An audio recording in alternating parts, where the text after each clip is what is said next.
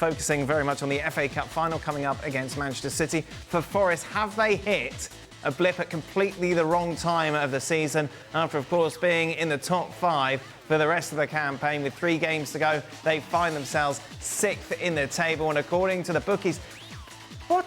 Wow, that can't be right. That's wrong. No, there's no way Nottingham Forest are odds-on to finish in the top 5, considering the odds of everybody else. But there we are. Let's not start that.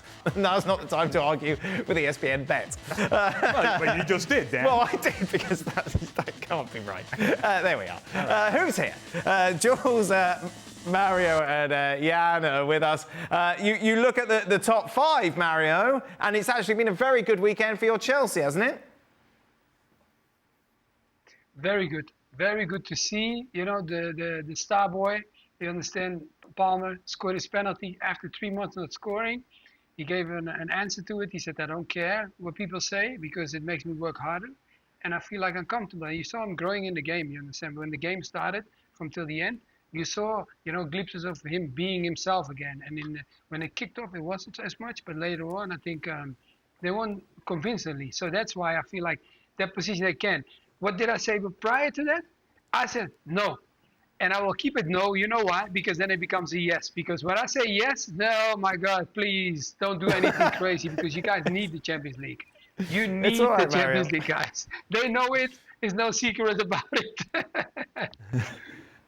Obviously, Chelsea, Newcastle's still to come as well. Forest have got that big game at the end of the season. Do you think it's the top 5 as we are, Jules? I think so. I think for Forest, they just hit that deep of form at the wrong time, didn't they? And I think even for Villa, it might be difficult for them to come back into that top 5 with Chelsea, Newcastle, and obviously Manchester City, as well as Arsenal and Liverpool. So I think it might be the same. But the Chelsea-Newcastle game could be massive if they draw with each other and it wins behind them. Then we could have 2 final games, very, very exciting. And again, there's a Nottingham Forest-Chelsea game also to finish the season, which could be absolutely massive. So it's still, I don't think it's over, but you would say that the top 5 right now have the advantage, obviously. Forgive me if I move on as we focus on... I'm sorry, Jan. I'm not really. I'm not really, no. Look at the bottom of the table.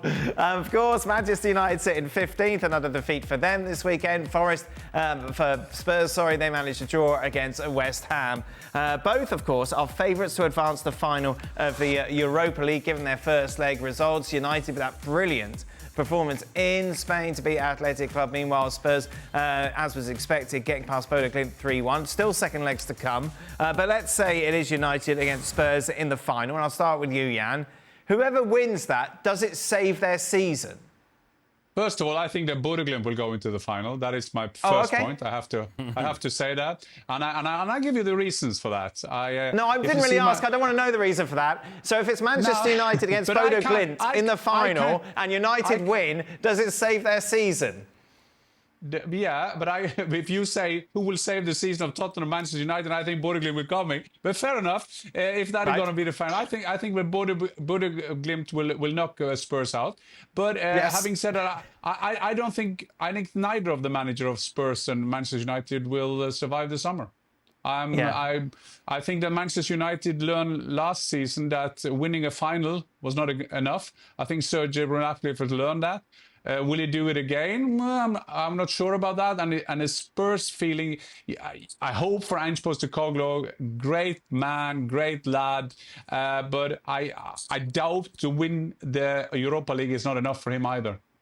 Mario, take me into the player's head. If you're a United or Spurs player or Bodo Glimt player and you win the Europa League, how much can you celebrate given what's happened for the rest of the campaign? Oh, yeah, you celebrate. Why would you not celebrate? You win a trophy, you understand, people can talk about it, but this is clearly a trophy of something, you know, what you've been through as a club, and then being in the position to lift this up. Yeah, I would celebrate it like special. The key thing is always, as a footballer in a season, make sure when you lift that trophy that you have added some sweat to it. Don't lift the trophy when you're sitting and watching and you play one game and then you lift it up. It doesn't feel the same. But when I lift it up and I played so many games for that club, and then we go in and winning it, oh yeah, I feel good. It doesn't matter what club I'm on. It's interesting, Jan brought up the fact that both managers could go, regardless. We obviously think that Ange's on his way out, Jules. Where's Amorim in this world? Nah, Amorim is not getting sacked whether he wins the Europa League or not, whether he finishes 15th or 16th, he will stay. They clearly believe in him for mid-term to long-term, far more than Ange. Ange is gone at the end of the season, regardless of what happens, again, to Spurs in this competition and in the remaining games in the Premier League. But for Amorim, they will have a big summer. While he's hoping they will have a big summer, they will need to sell players before being able to sign new ones, the ones that he wants. But he will definitely be there at the start of next season. Right, to the question about the players. When they win, whoever, either one of these teams win the Europa League, celebration, deluxe, royale, we are the champions. Yeah, right? Not the champions of the world, though, because that'll get Frank going. All right, well, we're thinking we are the champions and we're raising the trophy. But beyond that emotional moment that is going to be a lift for the club and the fan and the manager and the front office and everybody, when you go and evaluate and analyze your season, you have to be very clear. If you're an evaluator, if you're the front office, if you're the board, that you allocate the proper percentage of weight to the value of that specific trophy and what it means for you to win that trophy. And does that supersede or outweigh what has been a turgid season? What has been awful, historically bad for both teams. In the case of Manchester United, when you look at Manchester United and they've lost 16 matches this season, that's saying something. And this is a brand that has been tarnished over the last few years, but a huge brand across the world nonetheless. Regardless, you put the Europa League trophy over here on the side and you say, well, that's worth however percentage. The rest of that percentage has to be as very objective evaluation of what this club is, what it has been, and more importantly, what it's going to be with one of these managers in charge. If that equation, that percentage doesn't add up, if you don't feel comfortable with any of it in that evaluation process, the Europa League cannot be enough to forget all of this. It cannot be. If you do that, you are turning your back on reality, and you have already done that if you're Manchester United because you won FA Cup. And in Spurs, I don't know what kind of choice you have. I think Ange Postecoglou's gone regardless. What's interesting, Jan, for example, Aston Villa have won a lot of fans, rightly so, this season for the performances they put in. Yet they could not qualify for the Champions League and end the season without any silverware. Manchester United could win some silverware and qualify for the Champions League.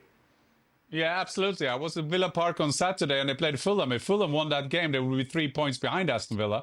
And Aston Villa done fantastic games. They nearly did a miracle against PSG, but could end up with no silverware. Having said that, to add to what Al's analysis, is that Manchester United, Sir Jim Ratcliffe, they're there to build Manchester United back among the best.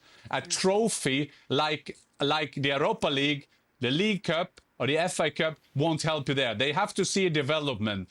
Everybody that works with Amorim like him.